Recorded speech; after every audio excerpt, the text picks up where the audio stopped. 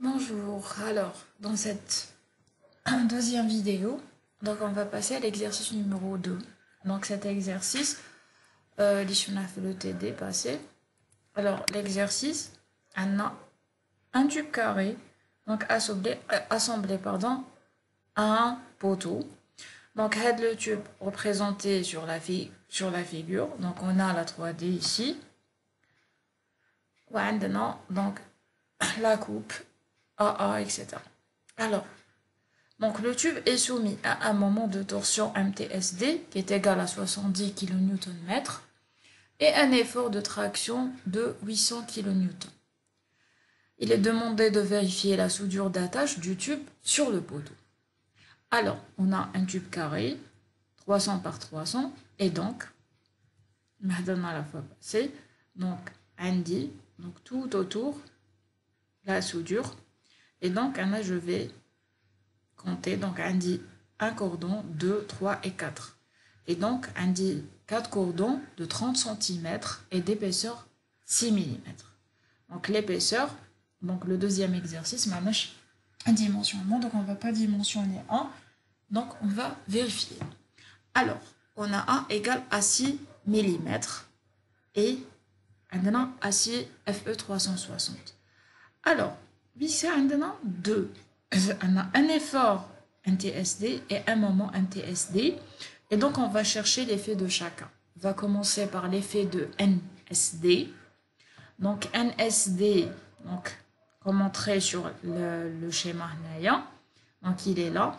Donc, il me dit une contrainte. La contrainte, donc, on sait que la contrainte, c'est un effort sur une section.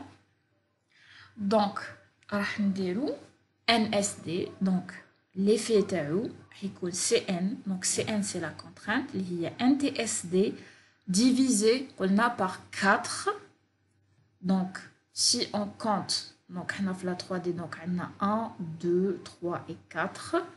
Donc, on a NSD divisé par 4 fois AL. Donc, on a 4 sections. C'est ça. Alors, on va déterminer CN. CN dans ce cas-là, donc, ce qui est sûr, c'est que CN, mais il y a un taux parallèle. On est d'accord. Donc, il y a un sigma N et un taux perpendiculaire, N. Comment on va déterminer les deux? Donc, on a un cordon isocèle. Un cordon isocèle. Et donc, on va diviser par racine de 2. Donc, on a pi sur 4. Donc, c'est simple. On a déjà vu ça. Je vais passer à l'effet de MTSD.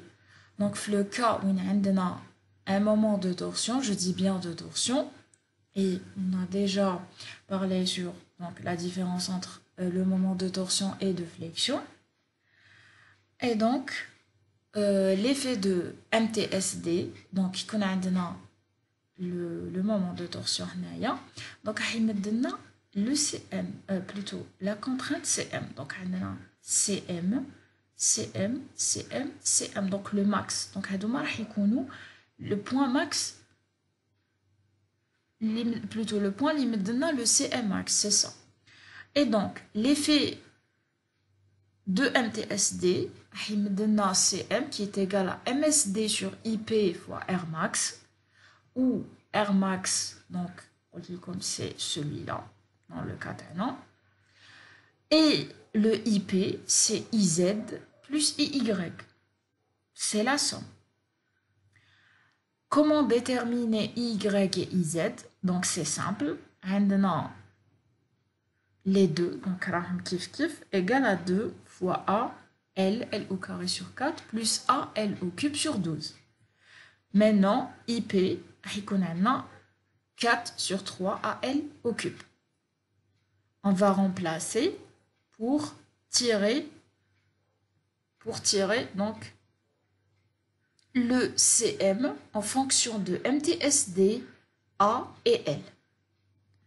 Alors, maintenant, on a la contrainte CM. La contrainte CM, on a deux composantes. CM' M et C2'M. Win, dans le cas tenant, les deux contraintes, donc Cm' ou Cm2', ont la même valeur. Parce qu'on a un carré et donc on a pi sur 4. Et donc on est égal à Cm sur racine de 2. On va tirer donc les deux contraintes en fonction de MTSD A et L et on va les calculer. Donc c'est 486 décanewtons par centimètre carré. Mais non, on a déjà parlé sur donc, le point 1 et le point 2. Donc le point 1 se trouve ici, donc fait le cordon, ou le point 2 rahou fait. Maintenant on va passer donc à la détermination des contraintes.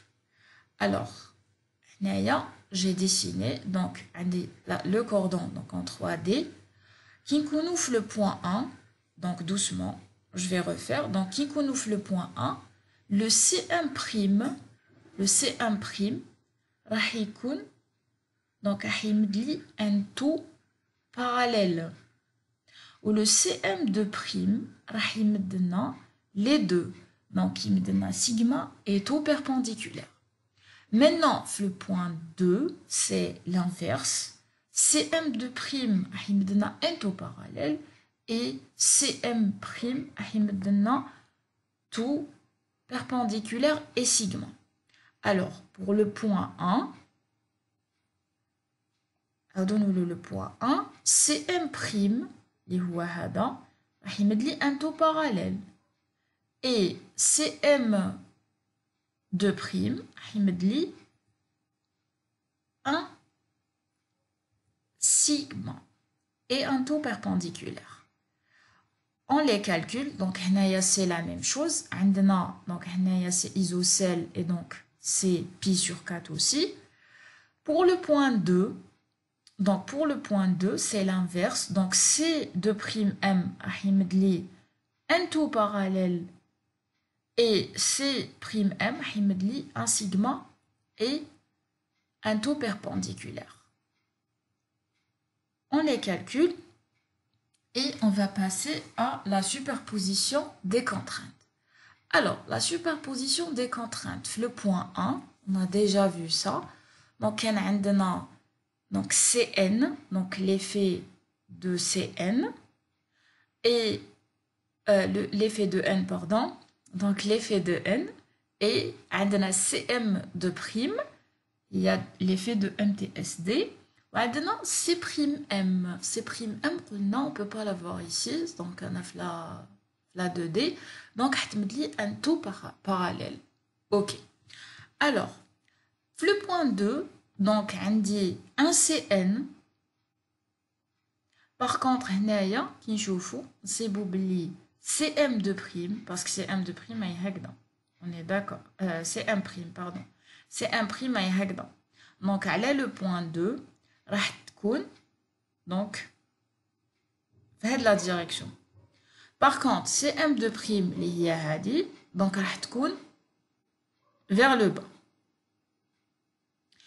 Alors, pour la superposition, donc j'ai tout parallèle, c'est tout parallèle M. Le point 1, je parle à le point 1.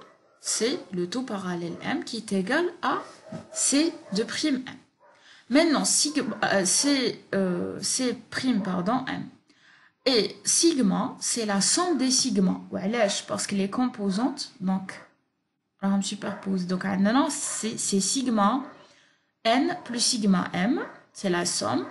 Pour le tout, par contre, c'est tout perpendiculaire N moins tout perpendiculaire M. Donc, on aura ça. Pour le point 2, toujours, donc le tout parallèle, c'est le tout parallèle M. Et donc, c'est C2'M. Sigma, c'est sigma N moins sigma M. Et tout perpendiculaire, c'est tout perpendiculaire N plus tout perpendiculaire M. Maintenant, d'après où les vérifications, les deux conditions, donc, عندنا Donc, par exemple, pour le sigma, c'est la plus grande valeur entre les deux. Et donc, pour la deuxième condition, d'où le point 1. Maintenant, la première condition. Donc, la première condition, le taux perpendiculaire, donc, et donc, la première condition, le point 2. Alors, pour les vérifications, donc on va prendre le point 2, donc pour la première condition, et on vérifie. Et le point 1 pour la deuxième condition, et on vérifie. Et donc, là, donc, le cordon, là, vous vérifiez. Merci.